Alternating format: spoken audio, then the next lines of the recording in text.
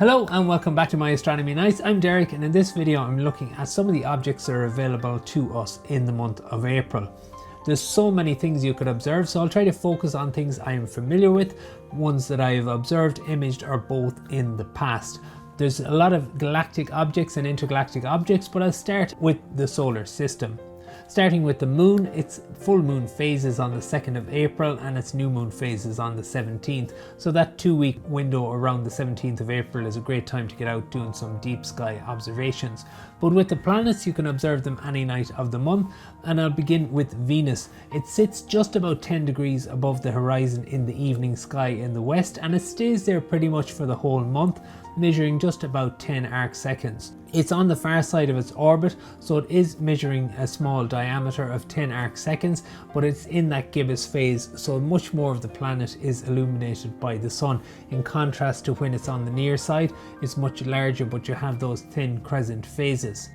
Jupiter is in the constellation of Gemini, and even though it's well past opposition, it's still really well placed to get out and observe. You don't get as many transits with the moons of Jupiter at the moment, but the Great Red Spot is really well placed about 10 or 15 times throughout the month. Every 3 days on average, you get to watch it transit across the surface of the planet, and Io still gives us a couple of shadow transits, I think on the 9th and the 17th of the month.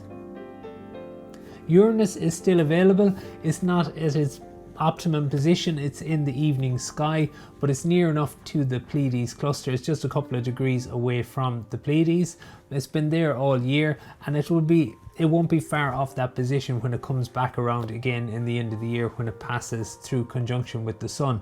But it's still measuring about, it doesn't get too large or small throughout the year, so it's still about the size that you would observe it. And it does come close to Venus later in the month, which will be a nice opportunity to observe it as well. So working our way then into the deep sky objects throughout the night, I'll begin with a nice open cluster that's in the constellation of Cancer. I really like this one. It's Messier 67, and it's a small open cluster companion to the Beehive cluster M44 in Cancer. These will be the two main deep sky objects in that constellation. Cancer is quite a dim constellation, but it's not too hard to find M67. It's right near the bright alpha star of Acubens in Cancer. It's a lovely open cluster. These are all stars that would be of similar composition and age to our sun, and there's about 500 stars or so within the cluster itself. This is one of the older open clusters that you can observe as well, because these dissipate quite quickly. It's 5 billion years old. It has a diameter of 19 light years, and it sits at 2,500 light years from our solar system. This is a magnitude 6.9 target, so it's large enough if you have a bit of aperture that you want to put onto it, you'll get a lovely framing of this. When I'm using my 1500mm focal length 12-inch Dobsonian, this fits lovely in an eyepiece field of view of my 24mm eyepiece, and it's one of the nicest open clusters to observe with that long focal length. Next up on the list is a lovely galaxy in the constellation of Leo. This is one of the first galaxies that comes across in the constellation, and is over near the star Lambda Leonis. So it's sitting right on the meridian as night falls throughout the month of April, and it's quite a large galaxy, and it's quite a bright galaxy even though it's not on the Messier list. This is NGC 2903. It's a barred spiral galaxy. It has a really distinctive bright line running down through it when you're observing it in the eyepiece, and you can see some of the wisping on that lovely structure throughout. With all the objects that I'm talking about in this list, you can let me know in the comments if you have observed them or if you intend on observing them, and what you can see through your aperture. NGC 2903 shines at magnitude +9, and it has a size of about 12 by 5 arc minutes. It's in the constellation of Leo. It's 30 million light years from us, and it has a diameter of 80,000 light years. It's kind of tilted towards our view, so it has an incline of about 60 degrees. This is a lovely galaxy to begin your night with, and I'm going to work my way now towards the east and into Leo again and look at some more galaxies within Leo. We all know that lovely Leo triplet of Messier 6566 and NGC 3628, but there is another triplet of galaxies within Leo made up of Messier objects, and that's Messier 95, 96 and Messier 105. This is a really nice target to observe. If you have, even in smaller telescopes, it still shows up well. You can see the 3 galaxies dotted in kind of an L shape. But if you have a bit of aperture, you can look at some of the detail within these galaxies. Messier 95 and 96 are really close together. They're only about 40 arc minutes apart. They're very similar in brightness and size, both shining in around magnitude 9.5, with 95 being magnitude 9.7 and M96 a magnitude 9.2. They're similar in size as well, with M95 being slightly larger, but M96 sits at a 45-degree incline, so it's just tilted to our point of view. So the center of it is a little bit more attenuated and a little bit brighter when you're observing it. And M95 is a little bit more diffuse, and it has that ring structure and really faint arms, but you're really kind of focusing on that interior ring structure when you're observing this target. They have very similar sizes in real terms as well, with M95 having a diameter of about 70,000 light years and M96 at about 75,000 light years. So M105 then is a little bit further away from these two. All these galaxies, that little structure, you can find it halfway between 52 and 53 Leonis, those 2 bright stars, kind of halfway along the length of the body of the line. And when you're observing them, if you look at 105, you can see it also has a couple of companion galaxies, so another triplet of galaxies within that triplet as well. So it's a really nice spot to observe. This one, M105, is an elliptical galaxy, so it's got that really smooth structure to it. So you can pick it up quite easy and small in a small refractor, and you won't see any more detail the more aperture you put on it, but you will pick out its 2 little companion galaxies. Its 2 little companion galaxies are NGC 3384 and NGC 3389, both spiral galaxies, NGC 3384 being the larger when you're observing them. Now Messier 105 has a magnitude of 9.3. It's quite bright because it is that elliptical galaxy, so all that light really just smooths along and that bright core really stands out when you're observing it. Again, it's at around 37 million light years, but this one is a little smaller with a diameter of about 55,000 light years. Next up, I'm going to move to the constellation of Coma Berenices. This is a lot of the galaxies in the Virgo cluster, but it's just to the north of that, and I'll begin with Messier 64, one of the most fascinating galaxies in Messier's catalogue. It's known as the black-eye galaxy because it has this really distinctive eye shape to the center core of the galaxy, and then a really soft diffuse disk around it. It shows up really well in the eyepiece and looks very similar to the photos that you can achieve when you're imaging it as well.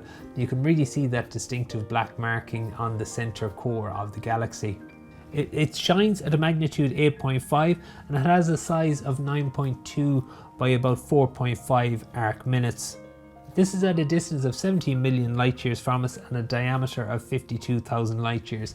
The whole galaxy is just kinked at that incline of 60 degrees to our point of view. So I'll just move a little bit more north into Coma Berenice and I'm going to look at NGC 4565. This is a wonderful edge-on galaxy and it's quite large and it's really bright as well, and you can really see that distinctive line in the center of this galaxy. I love observing this. It's a fabulous edge-on galaxy that's available this time of year, and it measures quite large as well. It shines at magnitude 9.5 and it has a size of 16 by 2.8 arc minutes, so it's quite long. You do have to take your time to see the whole extent of the galaxy, but it's a really lovely edge-on galaxy to observe, and it's very, very close to exactly edge-on at about 87 degrees incline. Now, a more famous edge-on galaxy than NGC 4565, that would be the Sombrero galaxy. This is right down at the bottom of Virgo on the way to Corvus the Crow, and it's a really distinct, and I think everybody knows this galaxy for images and books and everything. It's a little bit smaller than NGC 4565, but it is a brighter target and it's easy to pick up. From my location, it's quite low target for getting my large aperture onto, so I don't look at it with my Dobsonian that often, but when I do, I'm just blown away by the actual just seeing the Sombrero galaxy in your eyepiece because you're just so familiar with it from photographs. It's quite a bright galaxy. It shines at magnitude 8, but it just measures 9.4, so it's a little bit narrower than NGC 4565, but it's still a fabulous target to observe, and it has that really distinct line that curves around it. And in images you can kind of see the way that edge runs all the way around, because it's not fully edge onto our point of view. It has an angle of about, I think it's 85-degree tilt. So you just get a little bit of that, that back edge of the galaxy in your photographs as well. So in that haze that you see when you're observing it, that light either side of that dark lane, there's about 2,000 globular clusters orbiting around the galaxy, which is about 10 times the amount that we have in the Milky Way. So next up, I'm going to look at a planetary nebula in Hydra. This is a fabulous planetary nebula known as Ghost of Jupiter. It's a really distinctive color. It's got a kind of a green blue. It's almost like, it looks like the planet Uranus, but with a closer color to the planet Neptune through your eyepiece, and it's about the size of the planet Jupiter. So it's got a real mix. You could just imagine if we had one of those ice giants much closer to the Earth. This is what it would look like through your eyepiece when you're looking at it in a wide field. When you put a bit of magnification on it, you can start to see the differences between the center of the planetary nebula and that kind of outer shell around it. It measures about the size of the planet Jupiter, so it measures 45 by 36 arc seconds, but it looks to me more like a perfect ball when you're observing it at a lower magnification. It shines at magnitude 7.3, so it's really accessible. There's not a lot of bright stars around this region, but it's just about 1.8 degrees to the south of Mu Hydrae, so there is a good target there, and I found it quite easy to observe, even though I was observing it from a really low position with my 12-inch Dob. It was practically horizontal to observe it, but it's well worth the effort because it looks fantastic through the eyepiece. So just to finish off, it's just with a little trickier object, and this is known as ARP 94, and it's made up of NGC 3227 and NGC 3226, and it's a lovely little pair of galaxies in the constellation of Leo. It's just to the east of the bright star Gamma Leonis, so it's quite easy to track this one down, and it's quite small, but it looks like a really small version of Messier 51. So NGC 3727 shines at 10.3, while NGC 3726 shines at a magnitude of in around 12, so it's much fainter. I was able to pick these up with my 12-inch Dob. I didn't get a chance to observe them with my refractor, so that's something I'm going to try this month as well. So do let me know in the comments below if you get a chance to observe ARP 94. Both of these galaxies are quite far. NGC 3227 sits at 66 million light years, and NGC 3226 in the further one, or that smaller one that's attached, is about 10 million light years further. But these measurements, they're just estimates as well, so we don't know exactly how far away these galaxies are, but you can kind of picture the two of them having interacted in the past, and just that one being about, say, one in the foreground and one more distant away. Both of them have a similar diameter, about 45,000 light years. So also this month, there's one other thing to keep in mind. If you're out observing around the 22nd or 23rd of the month, you'll be able to see some of the Lyrid meteor shower. This has its radiant just between the constellation of Lyra and Hercules, and it's within the Hercules border, but it's known as the Lyrid meteor shower. I hope this was informative. Do let me know if I was focusing on targets that you found too easy or too difficult, and I'll try to alter it as I go through the months. But I was just trying to get some video together just of those really good objects that I like to observe throughout the month of April or throughout the months of the year. And I'll try to keep it going if there's good interest in it, and I'll try to adjust it to suit your needs throughout the year. Do let me know if there's any objects you think I've missed or that I should add in to next month's video. I hope you're all able to get a few good clear nights throughout the month of April. Do let me know how your observations go, and until next time, clear skies.